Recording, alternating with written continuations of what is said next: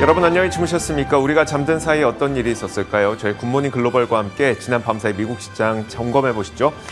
미국 시장 마감까지 얼마 남지 않았는데요. 요즘 미국 시장은 하루하루가 분위기가 사뭇 다릅니다. 전날까지만 하더라도 거의 모든 섹터와 많은 종목들이 오를 정도로 전체적인 시장 분위기가 좋았었는데 지난 밤 사이에는 많은 섹터가 다 같이 하락할 정도로 그리고 낙폭도 굉장히 깊습니다. 자, 시장 분위기가 상당히 안 좋아졌었는데요. 이 시장 하락을 주도했던 가장 큰 주범은 바로 CPI 지표였습니다. 소비자 물가 지표인데 많은 분들이 어차피 이 CPI 지표가 좀 높게 나올 것으로 예상하고 있었지만 실제로 시장 예상치보다도 더 높은 지표가 발표가 됐습니다. 그러면서 긴축이 더 빨라지는 것 아니냐는 우려감이 다시 한번 불거졌고요. 이에 따라서 미국 시장은 3대 지수 모두 크게 하락한 채 마감이 되고 있습니다. 이 내용은 저희가 잠시 후에 애프터마켓을 통해서 더 자세하게 전해드릴 거고요. 이 외에도 다양한 이슈들이 있었습니다. 어펌의 경우에는 실적 발표 예정된 그 스케줄 이전에 실수로 실적을 좀 공개를 해버리는 그런 사건이 있었습니다. 이에 따라서 주가가 장중 한때 20% 넘게 급락하는 현상들도 있었고요. 자, 몇 가지 일들이 있었는데 어떤 일들이 있었는지 자세한 마감 분위기 지금부터 살펴보도록 하겠습니다. 전체린 앵커입니다. 네, 시장 마감 상황 확인해 보겠습니다. 오늘 미국 증시는 주요 인플레이션 대표인 CPI 지표에 대한 충격으로 하락 중에 있습니다. 일단 이 CPI 지수 결과부터 확인을 해보겠는데요. 1월 CPI 지수가 전년 대비 7.5% 급증한 것으로 나타났습니다. 높게 나올 줄 예상은 했지만 그 예상을 뛰어넘는 충격적인 상승폭이었는데요. 사실 투자자들의 관심은 이 CPI 지수 그 자체보다는 이 물가가 연준의 통화 정책에 어떤 영향을 미치느냐 거기에 있겠습니다. 더 공격적인 긴축 가능성에 오늘부터는 확연하게 무게가 실리는 분위기인데요. 그러다 보니까 10년물 금리가 장중 한때 계속해서 2%를 상회하는 그런 흐름으로 나타나고 있습니다. 이 점이 주식시장에 큰 부담으로 작용을 하고 있고요.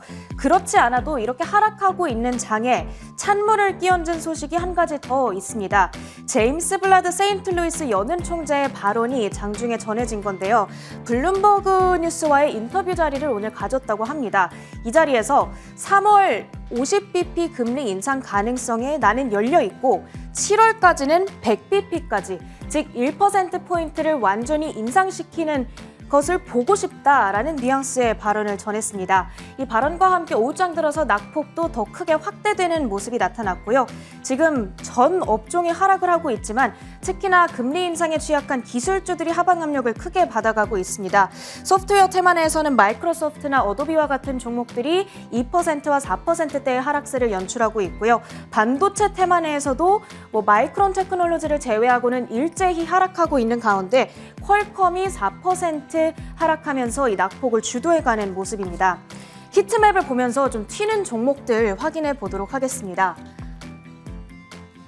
네, 보시다시피 전반적으로 새빨간 지도이고요. 기술주들 아주 낙폭이 크게 확대되고 있는 오늘 하루입니다. 지금 반도체 섹터를 보시면 엔비디아와 AMD 각각 3%, 5%대 급락을 하고 있는 와중에 마이크론 테크놀로지가 혼자 급등을 하고 있습니다. 왜 그런가 그 원인을 한번 찾아봤는데요. 우리 시간으로 어제 오후 늦게 전해진 한 가지 소식이 있습니다. 웨스턴 디지털과 일본 키옥시아가 함께 운영하고 있는 일본의 낸드 플래시 공장에 재료가 오염되는 문제가 발생했다고 합니다. 그렇기 때문에 공장의 가동을 멈췄다고 하고요. 워낙 제한적인 정보만이 현재까지 공개됐기 때문에 이 정확한 피해의 규모 그리고 시장으로의 영향에 대해서 단언하기는 어렵겠지만 만약 생산에 차질이 빚어지고 그로 인해서 낸드 플래시 가격이 단기적으로 오르게 된다면 메인 경쟁사인 마이크론이 그 수혜를 고스란히 입어갈 수 있지 않겠냐, 이런 예상에 투자자들이 베팅을 하고 있는 것으로 보입니다. 여기에 힘입어서 마이크론의 주가는 3.8% 현재 급등세로 진행이 되고 있습니다. 이렇게 뉴욕 증시 마감 직전 시장 분위기 확인해봤습니다.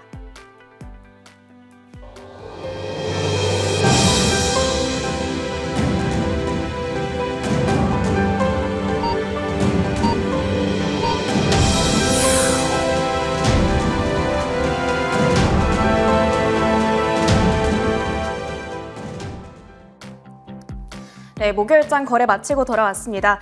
계속해서 종목별 분위기 확인해 보도록 할 텐데요. 이렇게 전반적으로 빨간 불을 켜고 있는 가운데 디즈니 홀로 강한 초록불을 켜주는 이런 날도 보게 됩니다. 디즈니가 어제 장 마감 이후에 실적을 전해줬었고요. 그 실적 결과가 굉장히 좋았습니다. EPS와 매출 비트 달성은 물론이고 테마파크의 부활, 까지도 증명을 해줬습니다. 거기다가 디즈니 플러스의 구독자 증가 수가 예상을 뛰어넘는 수준으로 발표가 됐었습니다. 지난 분기까지는 이 부분에 대해서 특히나 좀 실망감을 안겨주는 실적 결과를 전해줬던 디즈니이지만 이번 실적을 통해서 디즈니가 굉장히 잘 해가고 있구나라는 인식이 반영이 되고 있고요. 현재 디즈니 주가는 3% 정도 플러스권에서 거래를 마칠 것으로 보입니다. 그 바로 옆에 경기 방어주 쪽으로 넘어와서는 코카콜라도 강보합 정도 수준을 현재 가리키고 있는데요. 역시나 EPS와 매출 비트를 달성하면서 주가 소폭 오름세를 나타내고 있는 것으로 보이고요.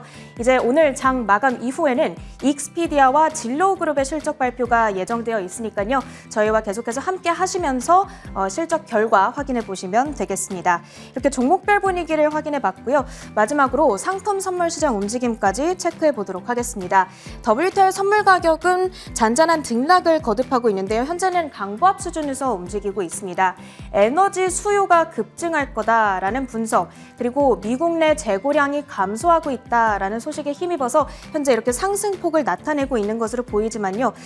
하지만 이란산 원유가 풀릴지도 모른다라는 불확실성으로 인해서 상단은 제한적으로 움직이고 있다는 분석들 전해지고 있습니다.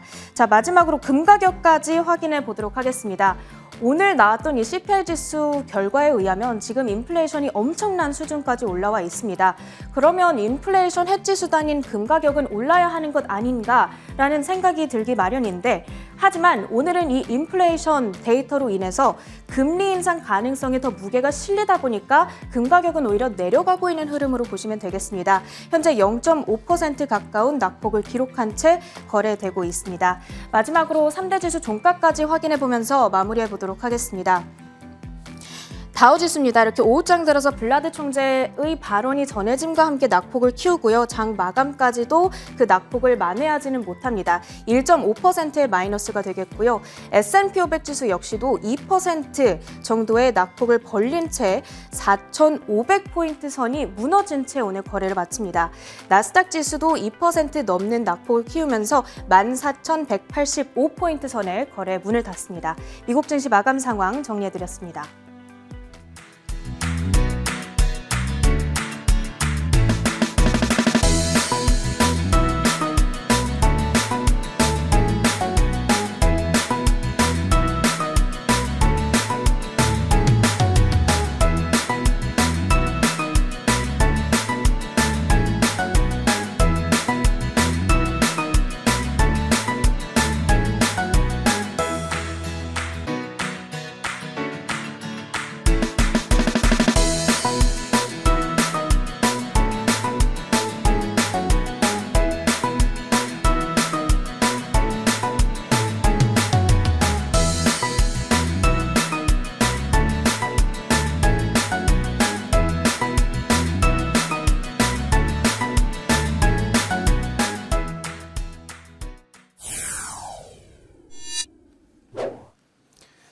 자, 지난 밤 사이에 무슨 일이 있었는지 하나씩 정리해드리도록 하겠습니다. 애프터마켓이고요. 매주 금요일마다 애프터마켓은 저희가 앵커들의 이슈픽으로 정리해드리고 있습니다.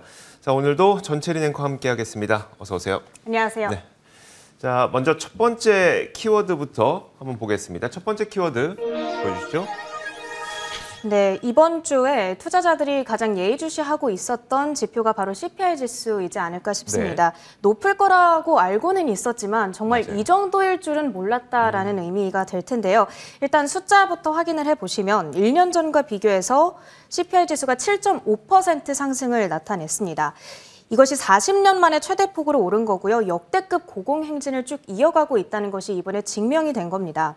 이게 어느 정도로 높은 거냐를 봤을 때 일단은 블룸버그와 다우존스가 집계했던 예측치였던 7.3과 7.2%를 각각 상회하는 수준이었고요. 그리고 1982년 1월 8.3%를 기록한 이후 처음으로 우리가 8이라는 숫자를 목전에 두게 됐습니다. 물론 오일 쇼크가 절정이었던 74년과 80년 수준은 아니지만 이제는 초인플레이션 시대에 초입까지 와 있다라는 평가도 가능하다는 분석이 전해지고 있습니다. 그렇다면 도대체 어떤 물건의 가격이 이렇게까지 오른 거냐? 이걸 한번 보겠습니다. 일단은 생활에 필수적인 의식주 품목들, 즉 매일매일 우리가 소비해야 하는 음식, 그리고 유틸리티 비용의 상승세가 가장 두드러졌고요. 그 밖에도 헬스케어와 주택 가격의 상승세도 심상치 않았습니다. 컴퓨터 칩 부족으로 가파르게 오르던 자동차 가격 역시도 전년과 비교했을 때 꽤 큰 폭의 상승폭을 보였는데요. 지금 화면을 통해서 보여드리고 있는 이 표가 식료품 가격의 상승세를 보여주고 있습니다. 우측의 현재 시점을 기준으로 보시면 총 인플레이션을 그리고 있는 파란 그래프가 식료품 가격을 나타내는 빨간 그래프보다 훨씬 아래에 내려와 있는 모습을 보실 수가 있습니다. 매일 먹어야 하는 시리얼이나 베이커리류가 1.8% 올랐고요.